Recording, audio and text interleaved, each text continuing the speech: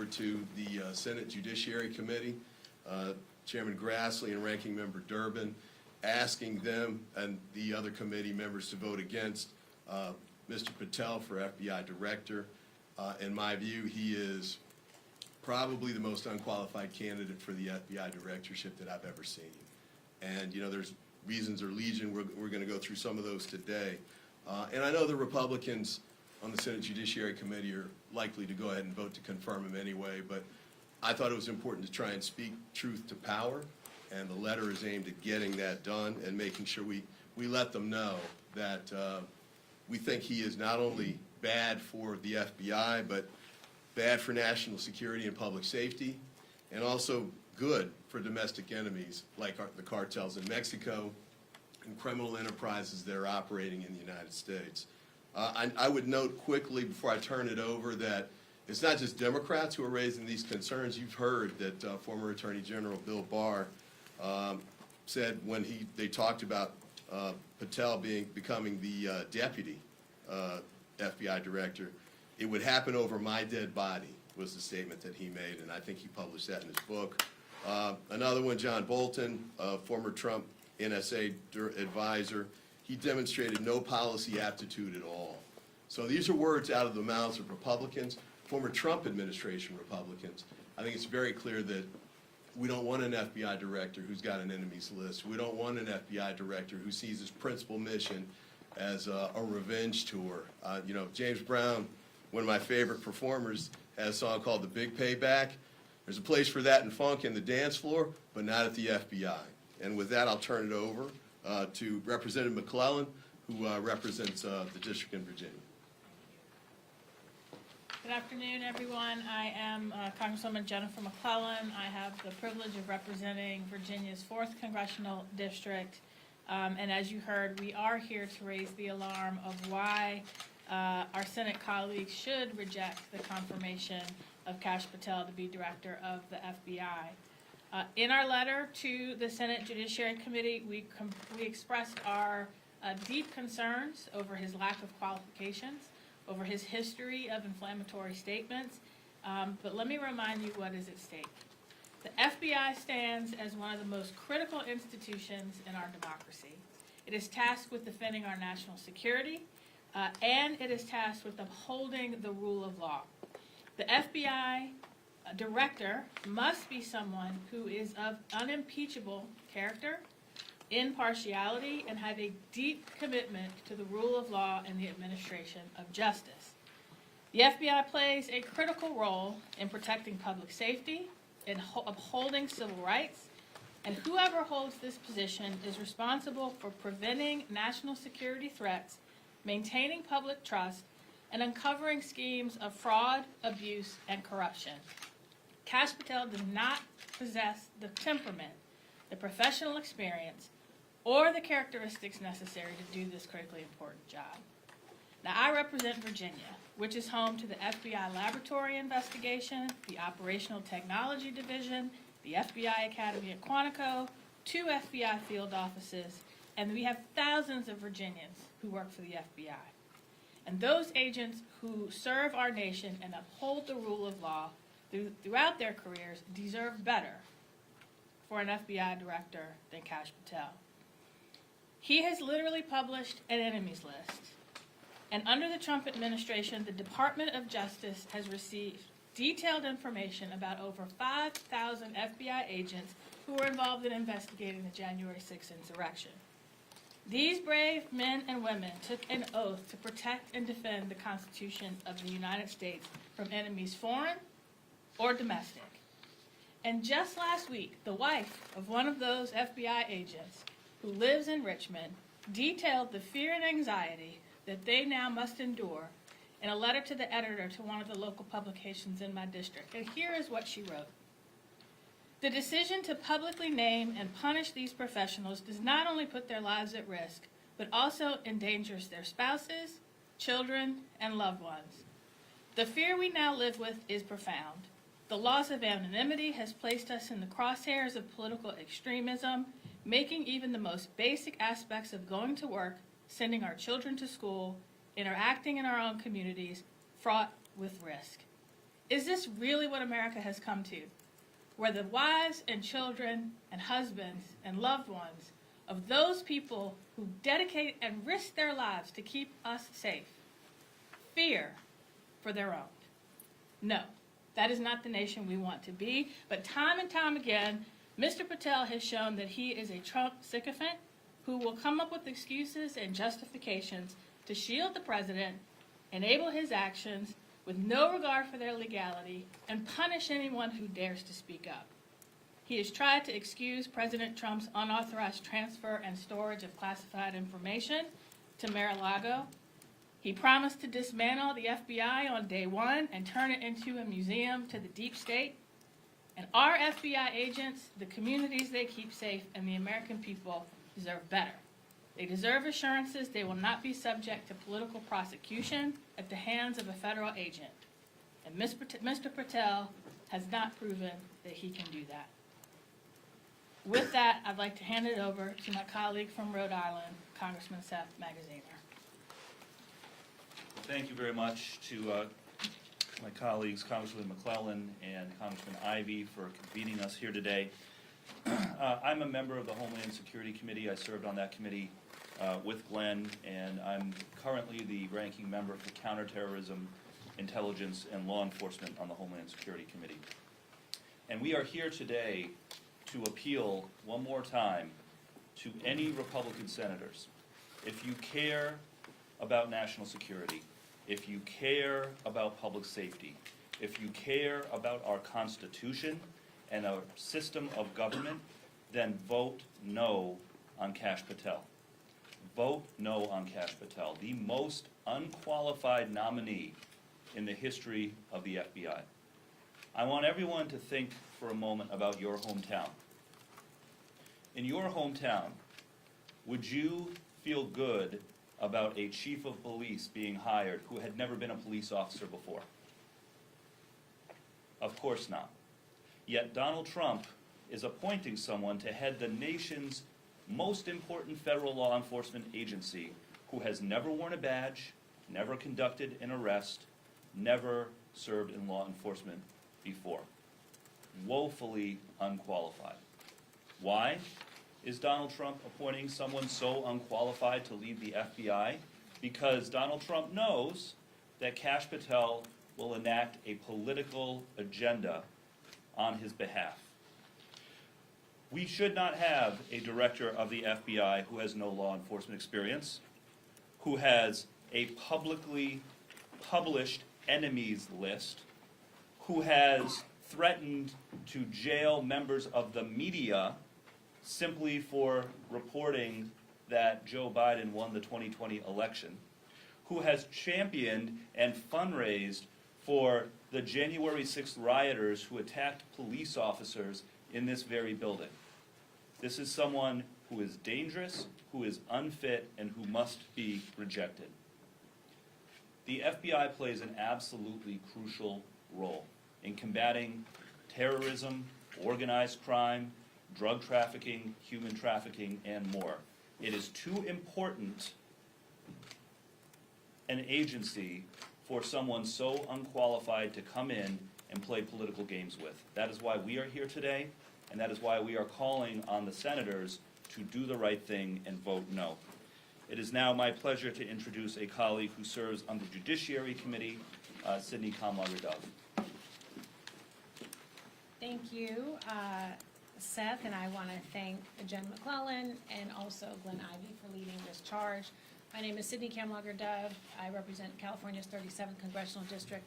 I just came from the Judiciary Committee where we actually had witnesses raise their hand and swear under perjury, right, to tell the truth. It seems, well, not to perjure themselves, to tell the truth, which does not seem to be something that we care about with Kash Patel. Kash Patel is a freak, and not the Rick James kind. It is a thumbs down for crooked Kash.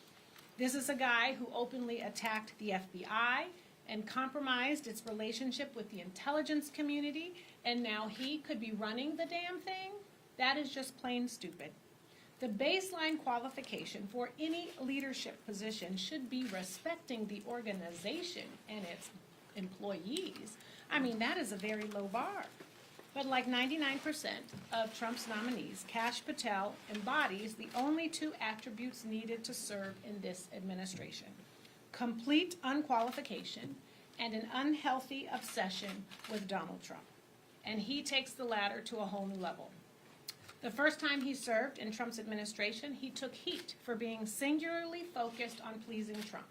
And when that gig was up, he missed Trump so much that he wrote a series of children's books praising King Donald. That is sick. And now he's promising to go after those he considers the deep state and enemies of Donald Trump. Last I checked, when I just got on the website today, that is not what the website for the FBI says. It says to protect the United States and its citizens and to uphold the Constitution. But where is that line? Is he going to target Granny for posting on Facebook about Don and Elon stealing her Social Security check? Will his goons show up at the doors of election workers who resisted Donald Trump's attempts to overturn the results of the 2020 election? Who knows? We don't even have the answers for those questions. Americans should not have to worry about their FBI director being more focused on hunting down Trump's foes than terrorists. And Kash Patel is so dangerous that even Republicans warned he was bad news, until Donald Trump told them to shut up and get in line. So my question is this: why are Republicans okay with Crooked Cash lying under oath and committing perjury? And why are Republicans okay with turding up the Constitution? But if Kash Patel is confirmed, Americans will be less safe, and it will be because of every spineless, un-American, unpatriotic Republican who prioritized loyalty to Donald Trump over loyalty to their constituents and the United States Constitution. Thank you, and I'm going to give it back to Glenn Ivey. Terrific. Thank you, Representative. First question, Rebecca with the Hill. Yeah, I just kind of wanted to sort of understand, like, a lot of the stuff that you guys have pointed to in terms of his history, his comments on podcasts, a lot of this stuff has been out there for a while. So I'm curious, do you feel like your Republican Senate colleagues are kind of willfully ignoring this information? And then I'm also kind of curious what your strategy is to kind of break through and get these problems to resonate with them before this vote. Well, you're right. I mean, a lot of this has been out actually for years, including some of it came from his book that he wrote himself. I think Senator Durbin raised a new issue, though, with respect to whether he lied under oath, with respect to having no knowledge of the effort to purge the FBI. I think he testified he didn't know anything about it in several variations of that. But it sounds like there's a whistleblower who's saying he does. And it is a little curious that the day after he testified, the purge kind of began with the call for the name. So I think that's new information. I think any of that would be, any of these individual aspects would be, I think, disqualifying just on their own. But certainly when you add them all up together, I think that's clearly the case. Are there others who want to comment on that? They have selective amnesia, and this is a time when you should not, when you should be doing every single thing you can to make sure. They have selective amnesia, and this is the absolute time when you should not. I mean, in some of the hearings we're having of substance, we are talking about terrorists, we are talking about China, we are talking about AI, we are talking about so many issues that are deeply concerning to the American people and to our national security. And it makes sense that you would have someone who's going to be heading the FBI who's honest, transparent, and saying that they're willing to uphold the Constitution. And one of their first acts, even before they are confirmed, is to commit perjury, is deeply concerning for anyone who says that they are an American. All right, Mitchell Miller, oh, excuse me, go ahead. No, I'll just add, I mean, look, a lot of these Republican members of Congress, Senate and House, they know that Kash Patel is a bad pick. They know he's unqualified, just like they know Tulsi Gabbard was unqualified and Pete Hegseth and many of the other nominees, but they're scared. Right? They are scared of Donald Trump. They're scared of Elon Musk. But they need to be scared of the voters who elected them as well. And part of what we are doing is continuing to educate people, to sound the alarm, because ultimately, if Kash Patel, among others, is as destructive as we fear he will be, then these Republican senators are gonna own that for years to come, and we need to make sure that they hear that. All right, Mitchell Miller? Question for Congressman Ivey. As was just alluded to, Kash Patel has said that he wanted to facetiously or not create a museum to the deep state with the FBI headquarters. As you're well aware, plans are being made for new FBI headquarters in Maryland. Do you have concerns that his confirmation as director, if that happens, will in some ways either endanger or undermine plans moving forward for that? Also, there's been talk about what DOJ might do with the GSA, and that may be a secondary issue as well. Well, and I've got a colleague from Virginia here too who may want to comment as well, so I'll give her the chance. But my initial take on that is that it's really the GSA role to make a decision about site selection, not really the FBI. In fact, they turn it over. The GSA is kind of the landlord for the federal government, and, you know, the site selection piece is their role. Whether they're going to be attacks on the GSA, apparently Elon and Donald are looking to attack every department and agency in the federal government. And the unfortunate part is, you know, there are probably things that could be done to improve the government. I'm sure that there are, but I'd say use a scalpel instead of a chainsaw. These guys are just they're just trying to push people out, as many federal employees as possible, not because it makes the government better, but it gives him additional funds to do his forthcoming tax cuts for billionaires. So, and we used to say billionaires, it was kind of a faceless term, but we now saw who was standing with him when he was inaugurated. Regular folks couldn't get in, but the richest people in the world could. Yeah, I would just add to that. I mean, the GSA, we've already seen that part of what Elon Musk and the Doge Bros want to do is take that over, look at public lands, look at public assets, and look at what to sell off, because they're trying to get money anywhere they can to pay for this tax cut for billionaires. And they're willing to sell out the FBI and the agents in the process. And I think to the earlier point, you know, our press conference today, our letter today may not stop the Senate from confirming Kash Patel, but we will not stand silently by while this administration, whether it's through the FBI, whether it's through the OMB, whether it's through the GSA, whether it's through some made-up agency that is not authorized by anyone, run by somebody who hasn't been vetted, we will not stand silently by while you try to erode the very foundation of democracy and government that serves the American people and not King Donald. Right here. So when FISA 702 was being negotiated, we saw Republicans and Democrats kind of forming unions on different sides of the issue.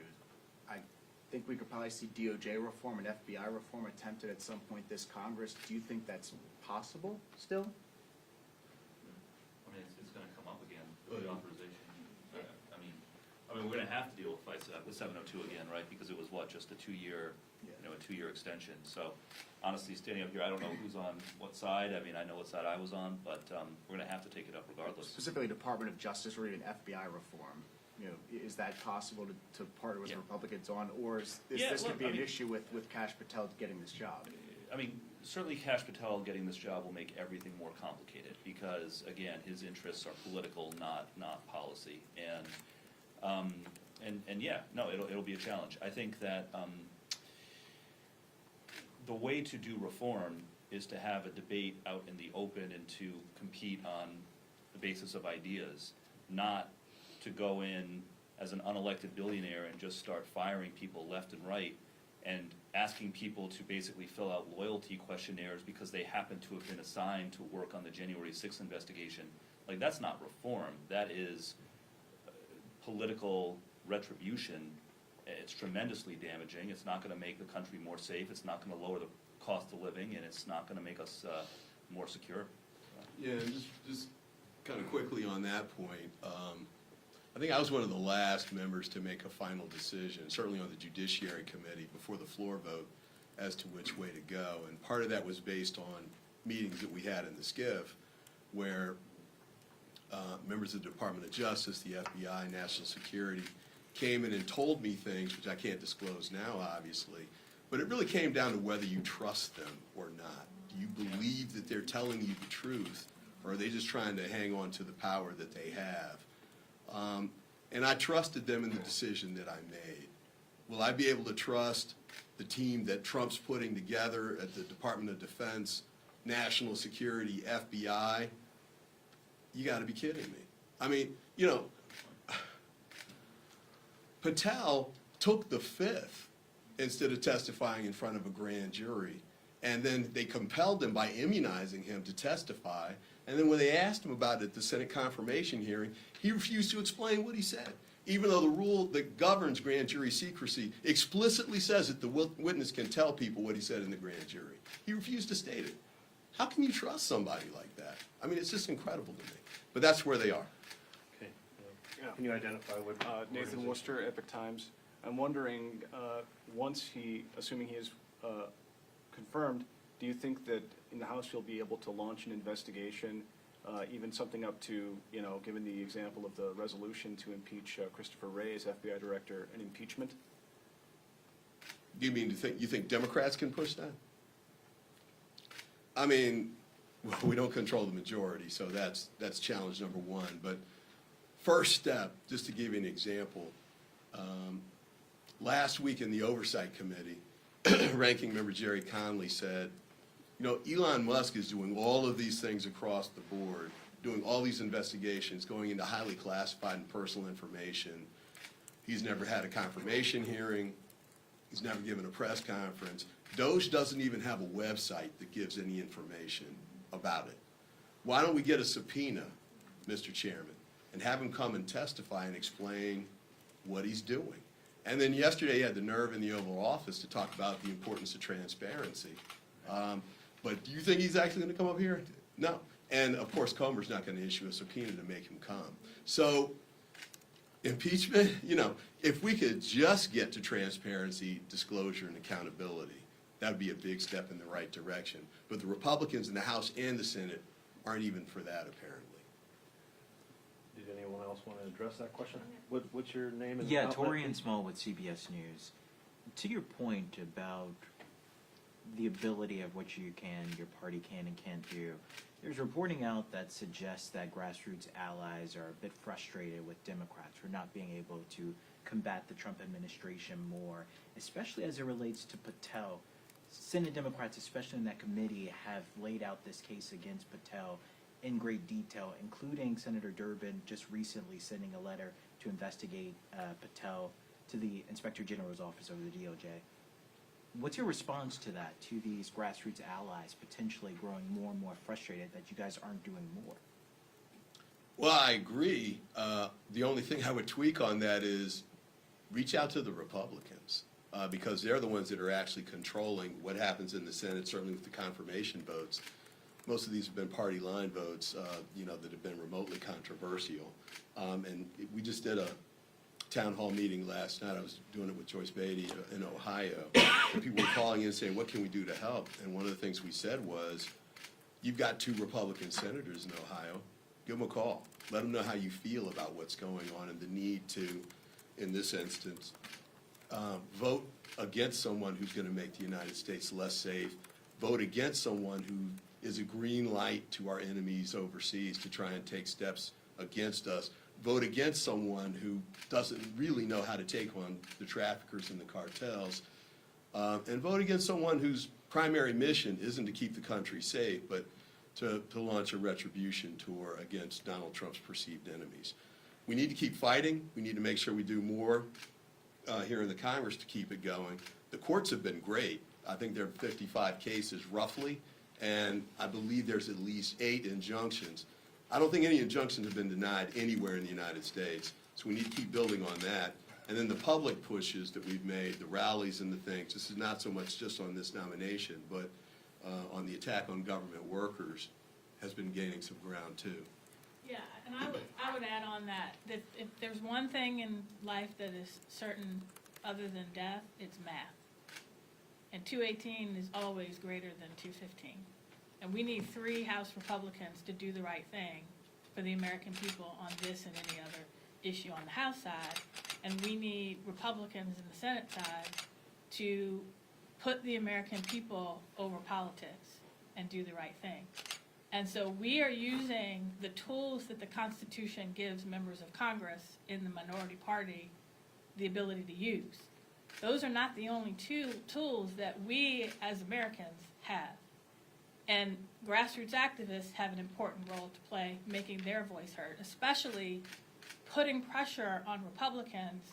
Hey, why don't you be one of the three in the House, or one of the ones we need in the Senate, to do the right thing? Because right now, Republicans feel the pressure if they buck Donald Trump when he's wrong. They fear repercussions. They need to also fear repercussions at the ballot box if they don't do what the American people want them to do. And this is an all-hands-on-deck moment. We cannot, as members of Congress, do this alone. We need grassroots activists. We need our attorney generals in the states who have been suing. We need affiliate organizations who are suing in the courts. This is an all-hands-on-deck moment to save American democracy and to save the services and programs that the American people expect government to provide to them, whether it is keeping them safe through the FBI, or whether it is to ensure they can get health care and that if they're on Medicaid, they'll be able to get it. You cannot count on 215 to overcome 218 without those three. We have time for one or two more questions over there. Can you identify yourself and your organization, please? Kristen Eskow with News Nation.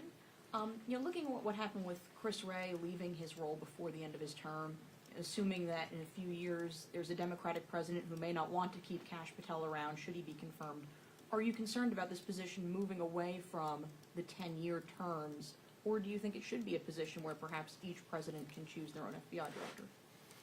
I mean, my quick take, I'll give everybody else a chance too, is I like the 10-year term approach. I thought it helped to shield directors from, politics.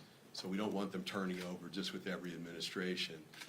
I would note, though, that we've kind of moved away from that over the years. Sometimes we've had people that have left early or been, now fired, as happened with Director Wray. But I got to say, though, if, Patel is still there and we get a Democrat in the White House in 4 years, I think he should definitely go. He shouldn't be there to start with.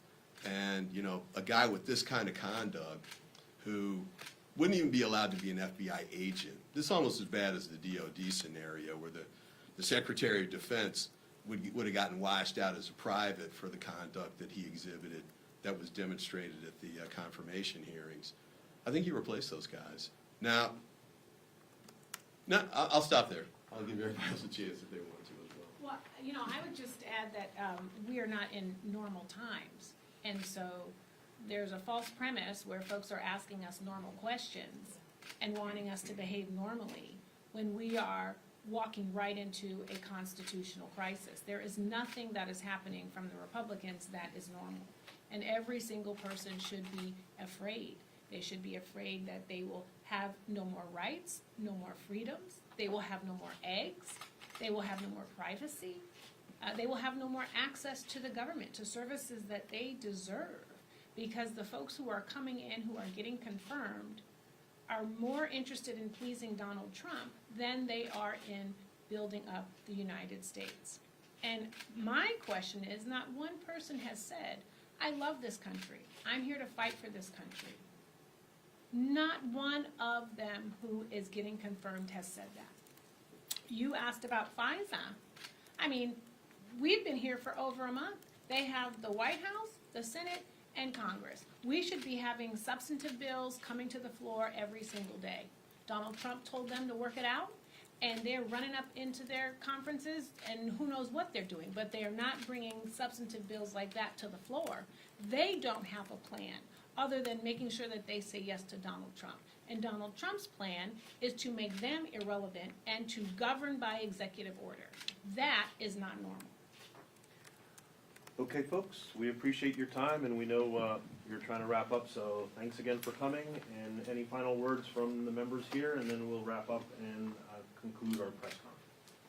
Thanks to all of you for coming. It's a rare press conference where James Brown and Rick James get mentioned, but thanks for coming out. Black History Month.